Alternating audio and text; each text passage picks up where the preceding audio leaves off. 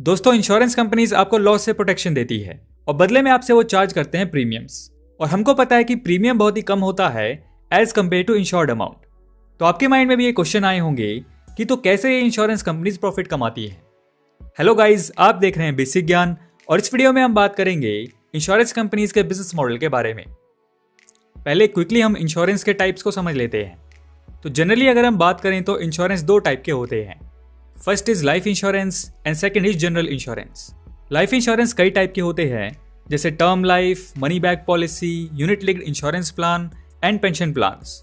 और general insurance की बात करें तो वो भी कई टाइप के होते हैं, जैसे motor insurance, home insurance, health insurance and fire insurance.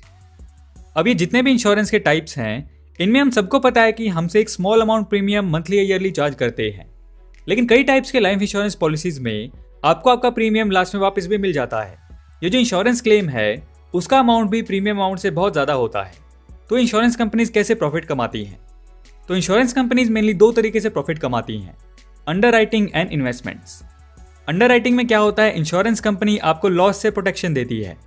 कोई भी टाइप का लॉस हो, जैसे हमने यहाँ समझा life, health, motor, home, fire etcetera, तो उसके अगेंस्ट प्रोटेक्शन प्रोवाइड करती है इंश्योरेंस कंपनीज और उसके बदले आपसे वो चार्ज करते हैं प्रीमियम्स। और हमको पता ही है कि वो प्रीमियम्स बहुत ही कम होता है as compare to insured amount.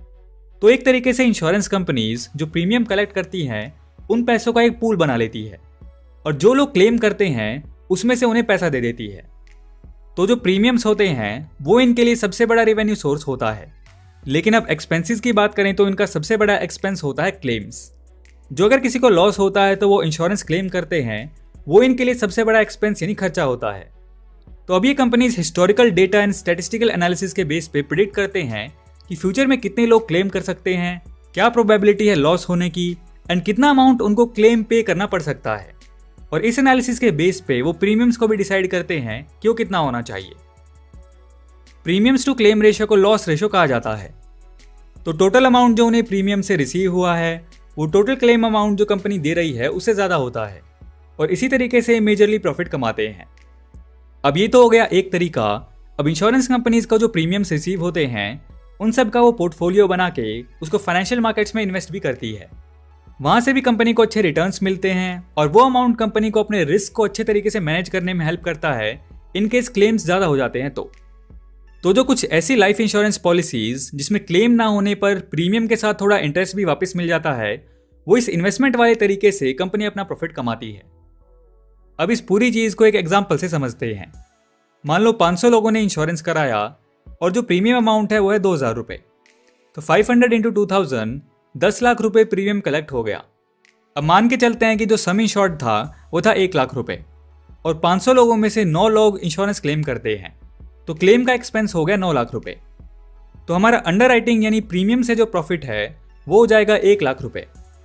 और उसके बाद ये प्रीमियम्स का टोटल अमाउंट कंपनी ने इन्वेस्ट भी किया होगा, जिसमें हम मान लेते हैं कि उन्हें मिला होगा 12% रिटर्न।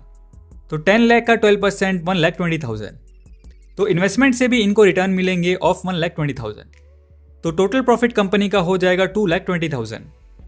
ऑफकोर्स ये कैलकुलेशन मैंने बहुत ही सिंपल करके बताया है ताकि आप इसे इजीली समझ सकें, लेकिन रियलिटी में कंपनी के और भी एक्सपेंसेस होते हैं, जैसे marketing, agent commission and operational expenses. लेकिन मोटे तौर पर इसी तरीके से जो है इंश्योरेंस कंपनीज पैसा कमाती हैं। यही है उनका मेन रेवेन्यू मॉडल। वैसे आजकल के माहौल को देखते हुए ये कहना गलत नहीं होगा कि इंश्योरेंस कंपनीज लोगों की प्रॉब्लम सॉल्व करने से ज़्यादा प्रॉफिट कमाने पर ध्यान देती हैं। इसलिए बहुत सारे केसेस में कंपनी अपनी पॉलिसीज को इस तरीके से प्रमोट करती है, कस्टमर को सारी चीज़ें ठीक से समझ नहीं आती हैं, फिर भी वो मार्केटिंग एंड एजेंट्स के चक्कर में या कम प्रीमियम के चक्कर में पॉलिसी ले लेते हैं और सेटलमेंट के टाइम में उनका क्लेम रिजेक्ट कर दिया जाता है। वैसे हेल्थ एंड लाइफ इंश्योरेंस आज के टाइम में मैंडेटरी हो चुका है। आपको भी जल्द से जल्द इंश्योरेंस कराना चाहिए to be safe from future uncertainties. लेकिन इंश्योरेंस लेने से पहले बहुत सारी चीज़ें आपको चेक करनी चाहिए, जैसे कंपनी का क्लेम सेटलमेंट रेशियो कैसा है, कंपनी का सपोर्ट सिस्टम कैसा है, कौन कौन से फीचर्स आपको मिलते हैं एटसेट्रा। आपको इस बारे में क्या लगता है कमेंट सेक्शन में ज़रूर बताइए। और इसी तरीके से किसी और इंडस्ट्री या कंपनी का बिजनेस मॉडल आप जानना चाहते हैं वो भी आप सजेस्ट कर सकते हैं। मिलते हैं आपसे नेक्स्ट इंटरेस्टिंग वीडियो में। सो दोस्तों, वीडियो पसंद आया तो लाइक एंड शेयर करो यार, एंड नए हो तो इस चैनल को सब्सक्राइब कर लो क्योंकि मैं ऐसी वीडियोस आपके लिए लाता रहूँगा। And thanks for watching.